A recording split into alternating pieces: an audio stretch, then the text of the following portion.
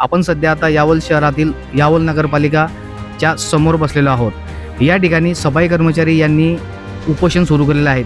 नक्की त्यांच्या मागण्या काय आहेत आपण त्यांच्याकडून जाणून घेण्यासाठी या ठिकाणी आलेलो आहोत। आपल्यासोबत काही कर्मचारी आहेत, त्यांच्याशी आपण हितगुज करणार आहोत।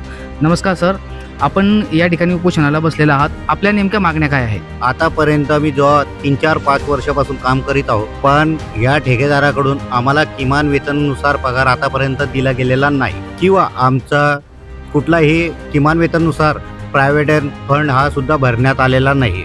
याबाबत आपण वेळोवेळी कोणते अधिकारी कर्मचारी यांच्याकडे तक्रार केली होती का? आम्ही याबाबत ठेकेदाराच्या नियुक्त केलेल्या इथे सुपरवायझर त्यांच्याच गावचा यांना वेळोवेळी सांगले, त्यांनी ठेकेदाराशी बोलणं करून दिलं, पण ठेकेदाराने आम्हाला खोटे आश्वासनं उडवडीची उत्तरं दिले। कधी आमची एवढ्या वर्षात भेटसुद्धा घेतली नाही किंवा आम्हाला विचारपूससुद्धा केली नाही की आमचं कुठलं काय म्हणणं आहे। या संपात आता सध्या किती कर्मचारी आपण उपस्थित आहात? या संपात आम्ही 57 कर्मचारी आहोत। 57 कर्मचाऱ्यांमध्ये काही कर्मचाऱ्यांची प्रकृती ही नाजूक झाली होती अशी माहिती मिळाली आहे, खरी आहे का? हो, याच्यामध्ये 6 कर्मचारी यांची प्रकृती थोडी दगावली होती।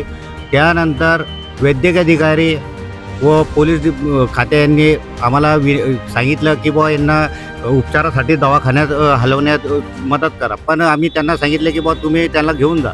पण आमचे जे सहकारी आहेत त्यांनी सांगितलं जोपर्यंत आम्हाला या उपोषणामध्ये न्याय मिळणार नाही तोपर्यंत आम्ही उपचार घेणार नाही।